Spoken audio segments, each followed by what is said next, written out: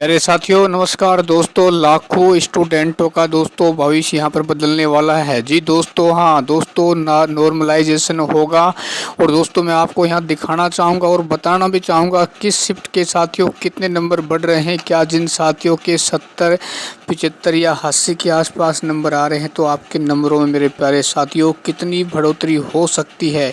साथियों इस चैनल के माध्यम से मैंने आपको पहले भी सटीक जानकारी बताई है और आज मैं आपको एक बार पुनः प्रूफ के साथ यहाँ पर दिखाने जा रहा हूँ। ठीक है, देखो साथियों, उससे पहले मैं आपको एक जानकारी और बता देता हूँ। साथियों मैंने आपकी आवाज़ को उठाने के लिए, ठीक है ना, चाहे आप आपत्ति से संबंधित कोई भी क्वेश्चन हो तो मैंने उसके लिए एक स्पेशल व्हाट्सएप ग्रुप बनाया हुआ है, उससे आप जुड़ सकते हैं।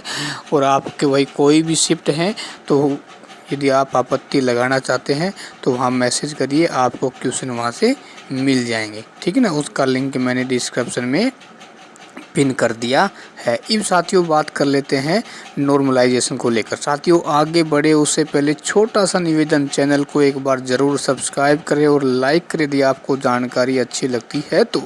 देखो दोस्तों, सबसे पहले नॉर्मलाइजेशन क्या होगा या नहीं होगा। साथियों मैं आपको दावे के साथ कहना चाहूँगा नॉर्मलाइजेशन होगा, कन्फर्म है।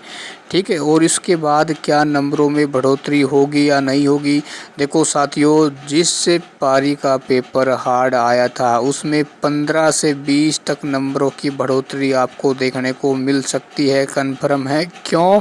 क्योंकि देखो साथियों, जो आपका एसएसटी का पेपर था, ठीक है ना, और बाकी जो शिफ्ट वाली हैं उनका जो एसएसटी का पेपर था उनमें यदि औसत निकाली जाए तो 15 या 20 नंबरों का उसमें डिफरेंस देखने को मिल रहा है। यानी 23 की सेकंड शिफ्ट वाले स्टूडेंटों के 60 में से मुश्किल से भाई 30 यानी 20 प्लस के आसपास भी नंबर नहीं ऐड हो रहे, तो उनका जो एक आंकड़ा आता है वो 15 या 20 नंबरों का डिफरेंस बन रहा है।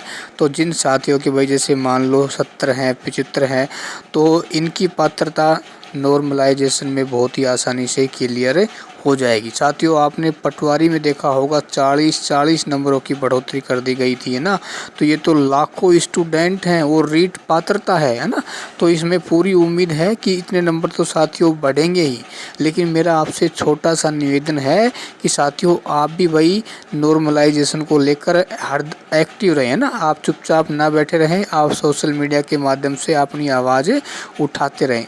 ये बात करेंगे किस शिफ्ट को नुकसान हो सकता है। देखो साथियों, नुकसान होने की संभावना बहुत कम है, ठीक है ना, क्योंकि हमने इसकी आवाज़ पहले उठाई हुई है कि नंबरों में परिवर्तन नहीं होना चाहिए। प्रदेश के किसी भी युवा के नंबरों में कटौती नहीं होनी चाहिए, बस आप उसमें बढ़ोतरी कर सकते हैं। ठीक है ना, आपको जहां उचित लगे वहां बढ़ोतरी करिए।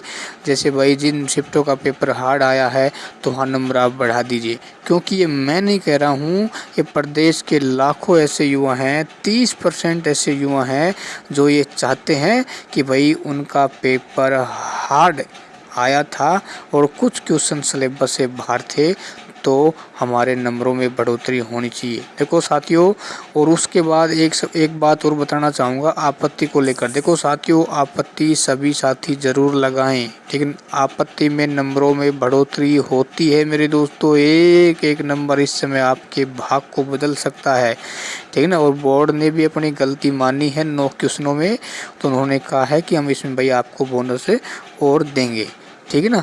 तो कहने का मतलब ये है, कोई दिक्कत वाली बात है नहीं साथियों।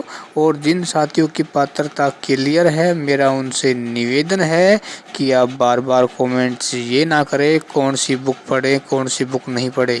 साथियों अभी भी 60% ऐसे बच्चे होंगे जिन्होंने भाई अपना 40 या 50% जो सिलेबस है वो कवर कर लिया होगा, ठीक है ना। तो एक एक सेकंड आपके भाग को बदल सकता है, और एक एक सेकंड की लापरवाही करोगे तो भाई साहब ध्यान रखना, अपनी एक वैकेंसी से हाथ धो बैठोगे और लाखों युवा हैं वो आपसे आगे निकल जाएंगे, ठीक है ना। तो नॉर्मलाइजेशन साथियों होगा, और जो भी साथी व्हाट्सएप ग्रुप से जुड़ना चाहते हैं उसका लिंक मैंने डिस्क्रिप्शन में दे दिया है। और चैनल को शेयर सब्सक्राइब मेरे दोस्तों ज़रूर करना। हम आपकी आवाज़ को हरदम उठाएंगे और बुलंद तरीके से उठाएंगे।